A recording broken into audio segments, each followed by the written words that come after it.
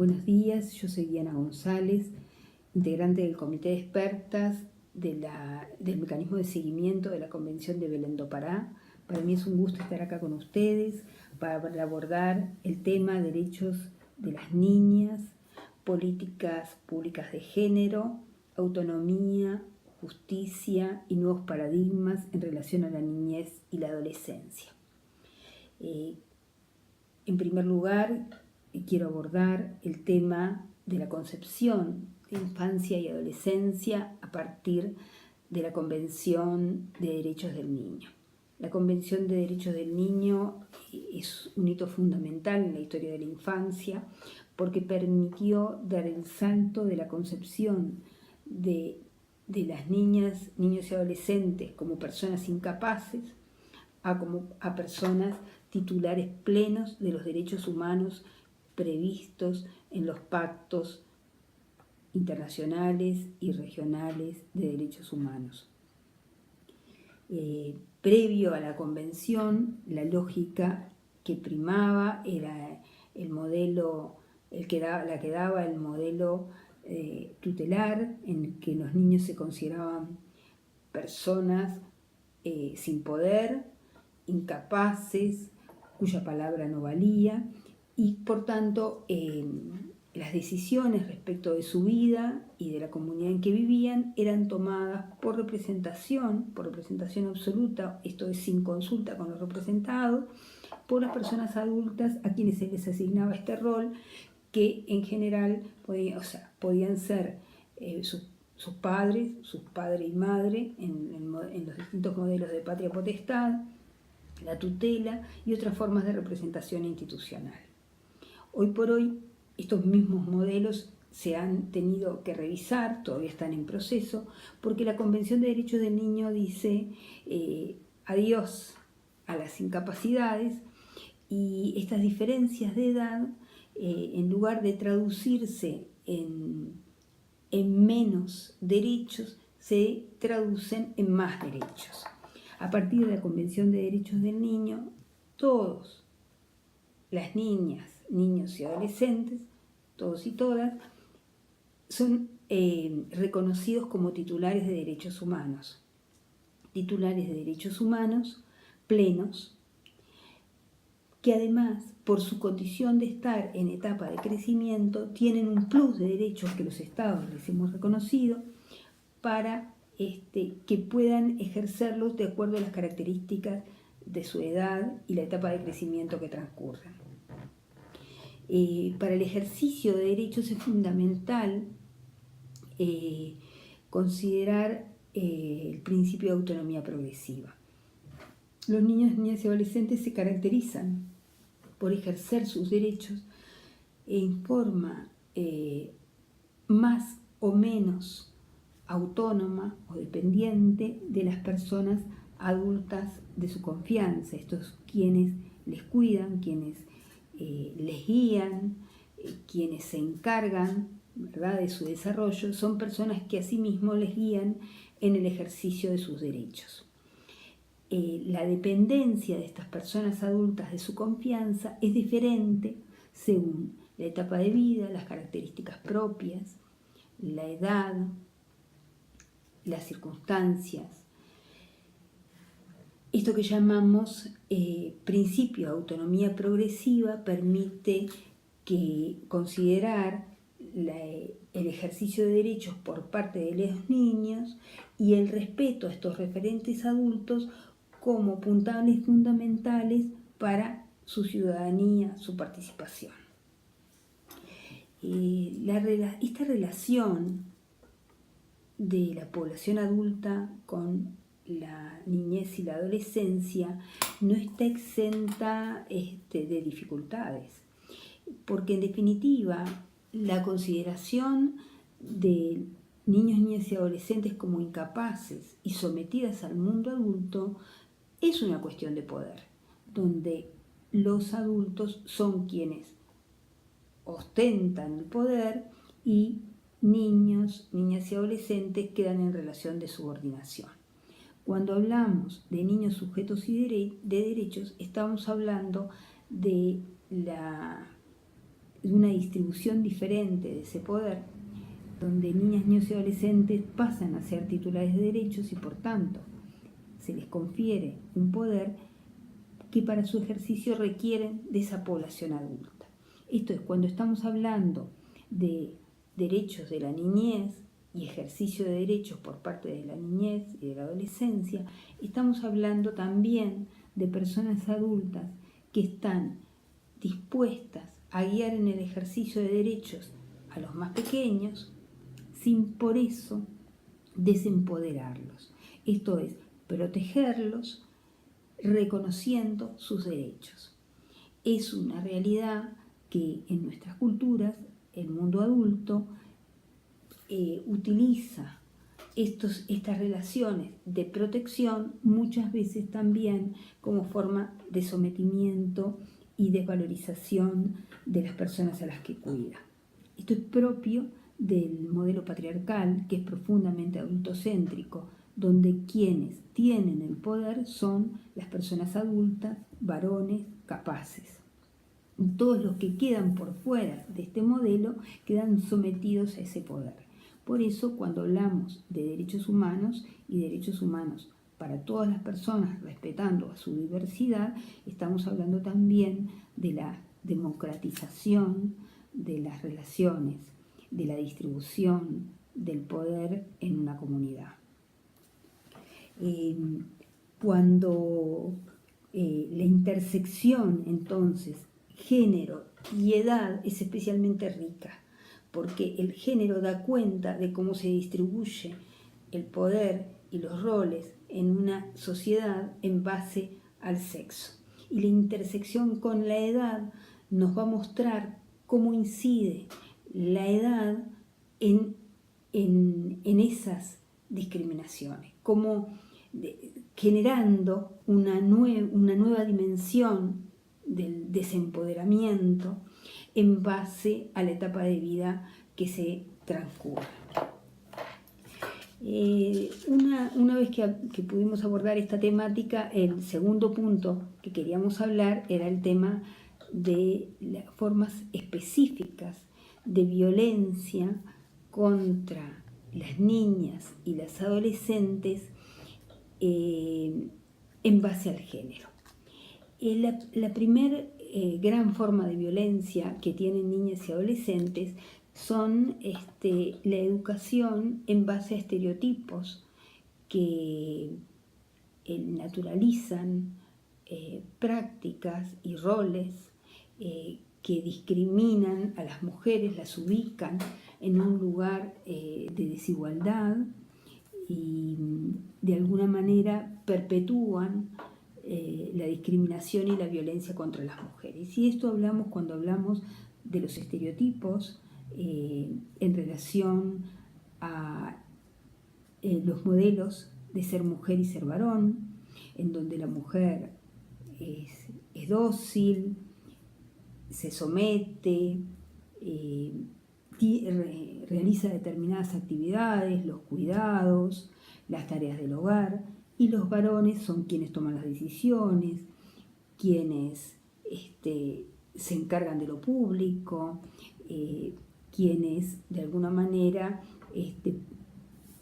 prevalecen, ¿verdad?, sobre las mujeres. Estos modelos están fuertemente marcados en la infancia a través del modelo de educación familiar, de los juegos, de la escuela y también de los medios de comunicación a los que acceden directamente las niñas y los niños y que encuentran modelos de ser mujer que limitan sus proyecciones y también su presente, ¿verdad? En cuanto a quiénes son y quién pueden ser. Los estereotipos, además, desconocen aspectos fundamentales como los derechos en relación a la orientación sexual, la identidad de género y la situación de los niños y niñas intersex. el Comité de Derechos del Niño, en la observación general sobre derechos del niño y violencia, especialmente reconoce el derecho de niñas, niños y adolescentes a que sea respetado en la orientación sexual que estén expresando en una determinada etapa de vida, que no necesariamente tiene por qué ser la definitiva, siempre puede cambiar, además en todas las etapas de la vida. Y también la identidad de género, aquí nos encontramos con el tema de las niñas y niños trans. La identidad de género es algo que se manifiesta desde la primera infancia en general, y en el modelo patriarcal queda invisibilizado, queda sometido en general. Se niega esta condición y esto genera mucho sufrimiento y obstaculiza el adecuado desarrollo. Muchas veces esta situación termina en situaciones de calle, donde la desprotección es aún mayor y lleva muchas veces a situaciones de violencia gravísimas, como son la explotación sexual y la trata. Respecto de las niñas, las personas intersex, también han existido pronunciamientos recientemente de la Comisión Interamericana de Derechos Humanos reconociendo los derechos de las personas intersex a ser respetadas, respecto en su crecimiento y no ser sometida a operaciones quirúrgicas innecesarias sin su consentimiento. Muchas veces las personas que nacen intersex son sometidas a mutilaciones por el solo hecho de poder ser sus familiares y su contexto social, poder ubicarlos en ser niñas o en ser niños, en lugar de reconocer su situación tal cual es, y que a lo largo de las distintas etapas puedan ir tomando decisiones en cuanto a su identidad. Otro punto bien importante en relación a las distintas formas de violencia que sufren las niñas y adolescentes es lo que hace a la violencia intrafamiliar. Niñas y adolescentes y niños también, pero en forma diferente, son víctimas de violencia por parte de su familia. Y esto tiene que ver no estamos refiriéndonos solo a formas inadecuadas de educación, que esto tiene que ver con los límites violentos, que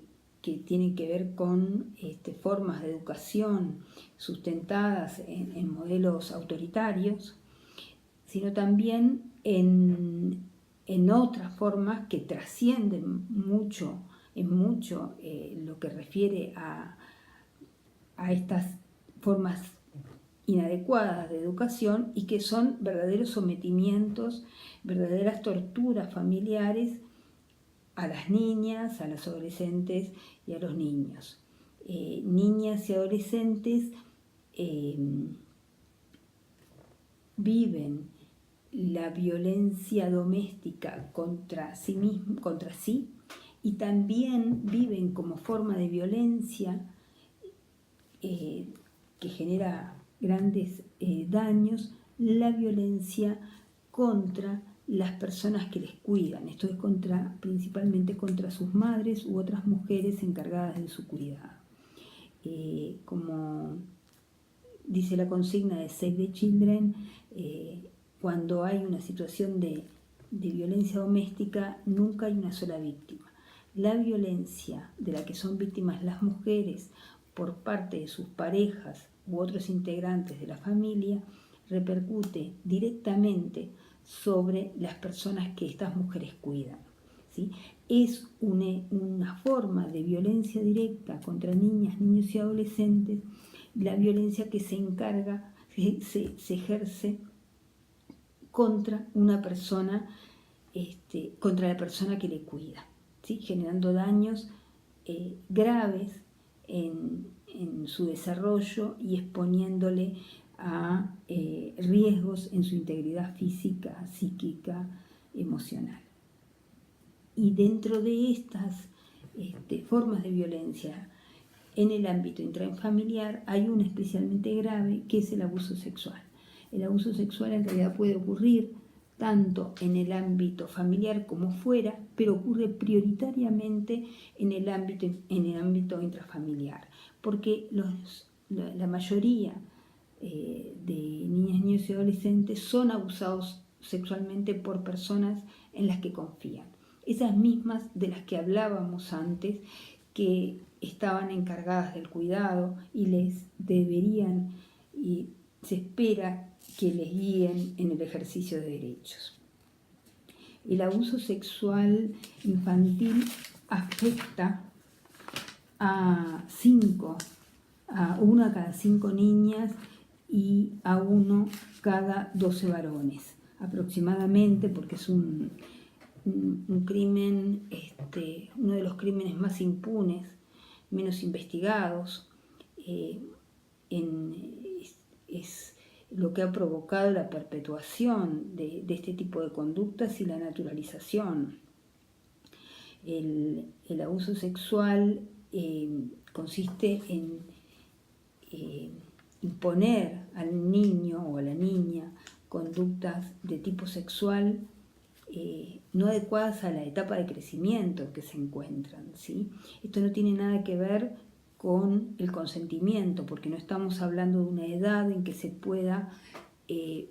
establecer un consentimiento para un vínculo sexual con otra persona. Esto no quiere decir que pensemos en niñas y niños como personas sin sexualidad y sin derechos sexuales, todo lo contrario, pero sí que los ejercen de una forma en esta etapa de la vida que nada tiene que ver con la sexualidad adulta. Y cuando la sexualidad adulta irrumpe,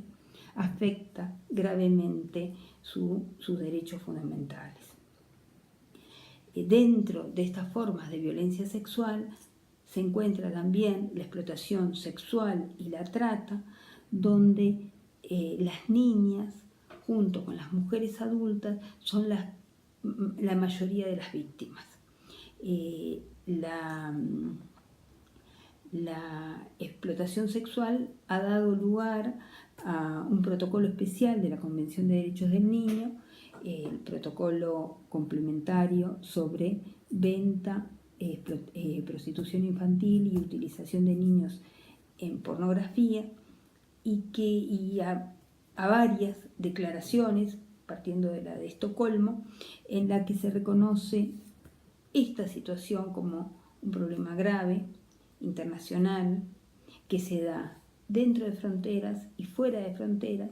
y que afecta a niños pequeños y también y muy especialmente a adolescentes. En la adolescencia, la explotación sexual muchas veces es naturalizada en esta lógica de que en las niñas, a partir del desarrollo físico de la adolescencia, empiezan a ser tratadas por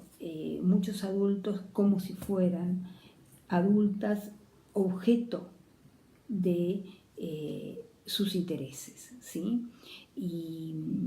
en el modelo patriarcal, estas niñas, estas adolescentes, dejan de ser respetadas como tales, ¿sí? Y se les empieza a utilizar en el mercado sexual como objeto de consumo. Otro punto, otra forma de violencia que es bien importante mencionar son las distintas prácticas nocivas, y dentro de ellas el matrimonio infantil. El Comité de CEDAW y el Comité de Derechos del Niño, en forma conjunta, tienen una recomendación, la número 31, sobre prácticas nocivas en la infancia y la adolescencia, en las que se incluye la mutilación genital, el matrimonio infantil, la poligamia, los delitos por honor. En esto queremos destacar el tema del matrimonio infantil porque es el que más ocurre en las Américas. Todavía muchas legislaciones permiten el matrimonio de personas de menos de 18 años de edad, algunos en edades muy tempranas, más tempranas para las niñas que para los varones. Y aquí queremos destacar que el matrimonio en niñas y en adolescentes vulnera multiplicidad de derechos. En primer lugar, porque las expone a un rol adulto en una etapa de vida en la que se espera que puedan seguir creciendo, accediendo a la educación, accediendo a la recreación, y además a las adolescentes y a las niñas las expone a situaciones de violencia, a situaciones de embarazo forzado y a abortos inseguros. El comité de expertas del mecanismo de Belén do Pará viene trabajando especialmente en una de las consecuencias del matrimonio infantil y de los abusos sexuales, que es el tema del embarazo forzado. Y esto, cuando hablamos de niñas de hasta 13 años, siempre devela una situación de violación, y en adolescentes siempre implica un riesgo grave para su salud y para su crecimiento. El embarazo forzado, cuando en el país no existen normas adecuadas para garantizar la interrupción del embarazo, implica una maternidad forzada y graves riesgos para su salud. Entonces esta es una forma de violencia múltiple. Primero, por la violencia sexual que implica el tema del embarazo en esta etapa de la vida. Segundo, porque estas violencias muchas veces están rodeadas de otras violencias vinculadas a las situaciones socioeconómicas en que se encuentran estas niñas y adolescentes. A ello se suma importantes dificultades para el acceso a la justicia, porque habíamos estado hablando justamente de las dificultades y la impunidad que existe en relación a los abusos sexuales, y se suman otras violencias que son las violencias estatales, las violencias institucionales, cuando en base a concepciones patriarcales en relación a los derechos sexuales y reproductivos, o sea, los no derechos sexuales y reproductivos, se impone la continuidad de un embarazo a riesgo de la vida y seguramente a riesgo del desarrollo y la plena, el pleno goce de derechos por parte de estas niñas y adolescentes. Finalmente quería dedicar el último tramo de esta clase a hablar del tema del acceso a la justicia de niñas, niños y adolescentes, específicamente de niñas y adolescentes en situaciones de violencia doméstica, abuso sexual, explotación, prácticas nocivas y otras formas de violencia contra niñas y adolescentes mujeres. El acceso a la justicia, como todo el sistema, está obstaculizado para niñas y niños porque la justicia ha sido diseñada para las personas adultas. El lenguaje que se utiliza, el tipo de procedimientos, los tiempos, las concepciones son pensadas desde adultos y para adultos. Desde los instrumentos de derechos humanos hablamos de los procedimientos amigables para niñas y niños, que implica adecuar el sistema de justicia y las prácticas de justicia a las características propias de la edad y a las situaciones que están viviendo estas personas cuando quieren acceder a la justicia. El hecho de la incapacidad como concepción vinculada a la infancia, que es lo que quiere superar la Convención de Derechos del Niño, la incapacidad va ligada a el no valor de la palabra. El no valor de la palabra para la toma de decisiones respecto de su vida y el no valor de la palabra también a la hora de denunciar. Para poder garantizar a niñas, niños y adolescentes el derecho a ser oídos y a que se tenga en cuenta su opinión, es necesario prever los mecanismos para que ello sea posible. Los tribunales, los juzgados, la fiscalía, no son lugares adecuados para recibir el testimonio de una niña o un adolescente víctima de abuso sexual. En las reformas de los códigos de niñez, en general se prevé el derecho de los niños y niñas a ser oídos, pero no se prevén mecanismos que permitan hacerlo efectivo. Entonces se limita muchas veces a la lógica de que puedan ser escuchados por el juez en este principio fundamental, como es tener una hora ante el tribunal. Pero esa hora ante el tribunal, en una situación de abuso sexual, puede ser la mejor forma de silenciarlos. Y recordemos que los niños, niñas y adolescentes en situación de abuso sexual son silenciados como mecanismo para la perpetuación del abuso. O sea que aquí el sistema de justicia repite de alguna manera el modelo abusivo. Dentro de los instrumentos internacionales de derechos humanos tenemos previstos herramientas para mejorar este acceso a la justicia. Y aquí quiero mencionar dos instrumentos. Uno es el protocolo complementario de la Convención de Derechos del Niño sobre venta, utilización de niños en pornografía y prostitución infantil, que en su artículo 8 refiere a los procesos amigables para niñas, niños y adolescentes,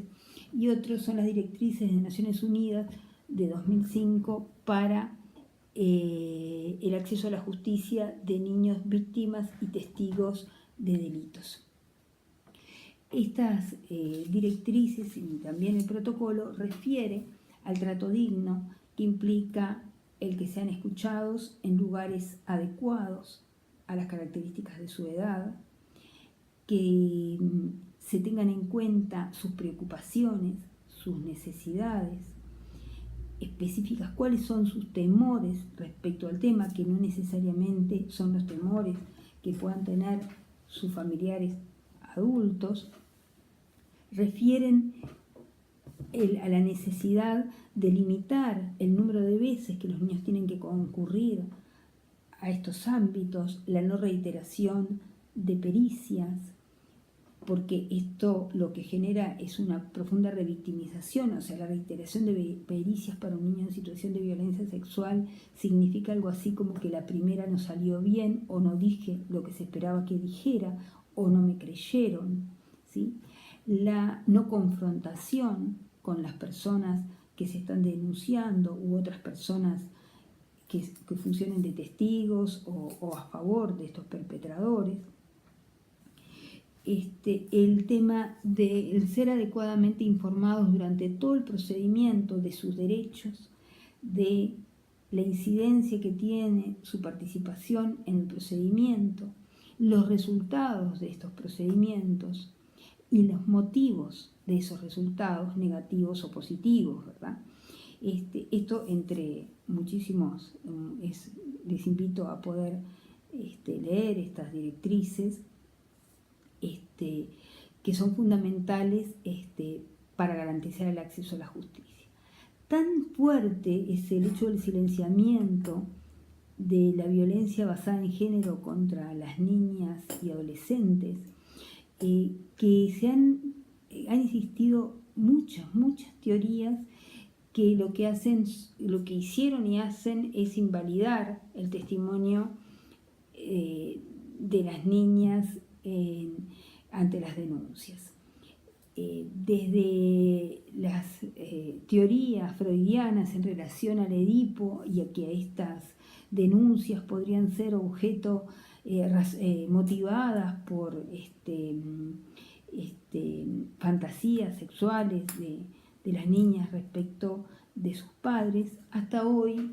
algo que es necesario dar cuenta porque es un verdadero obstáculo a la justicia, el síndrome de alienación parental, que es un falso síndrome creado por una persona denunciada, psiquiatra denunciada por abuso sexual, y que lo que formula es que cuando una niña, un niño relata hechos de violencia sexual en un marco de divorcio entre sus padres, lo que existe en realidad es una implantación de experiencias falsas, de pseudo experiencias de abuso en la memoria del niño como represalia contra la pareja, o sea, el padre de este niño. Este falso síndrome lo que hace es desvalorizar totalmente la palabra de los niños, porque lo que llama es como si estuvieran lavados de cabeza, digamos, estas niñas que denuncian, lavadas de cabeza, y que todo lo que dicen a partir de un diagnóstico de SAP sería inválido. Diagnóstico que no lo hacen profesionales de la salud, sino que lo hacen profesionales de la justicia y que por tanto no están en condiciones de poder diagnosticar un tema de esta naturaleza. Esto genera la victimización de las niñas, el desconocimiento de su palabra y también el de las personas, sus madres, que les acompañan a realizar las denuncias, quienes terminan siendo cuestionadas como provocadoras de falsas denuncias y amenazadas de sometimientos a procesos. Por esta razón, con la implicancia que esto tiene también en los derechos de sus hijas. Este SAP es claramente un modelo patriarcal que lamentablemente se alega en varias partes del mundo, pese a que ha sido reiteradamente advertida la falsedad de este síndrome por la academia y por distintos espacios internacionales y nacionales especializados en la temática. Este modelo, ¿verdad?, en realidad lo que da cuenta es el lugar que ocupa la violencia de género en la infancia y la adolescencia y las resistencias al cambio. Tenemos mucho derecho por andar, pero quiero cerrar con mucha esperanza en el reconocimiento y el ejercicio por los niños del derecho a ser oídos y a que se tenga en cuenta su opinión. El derecho a ser oído es un derecho profundamente sinérgico. Esto es un derecho que garantiza otros derechos. Cuando escuchamos a las niñas y a los adolescentes, les posibilitamos no solo que su opinión sea considerada, sino también que puedan acceder a la justicia, que puedan participar, que accedan a información, que puedan exigir sus derechos sexuales y reproductivos, que puedan exigir la igualdad. Así que como cierre, apostar al tema, al ejercicio de este derecho para profundizar en la igualdad en base al género y en base a la edad. Muchas gracias.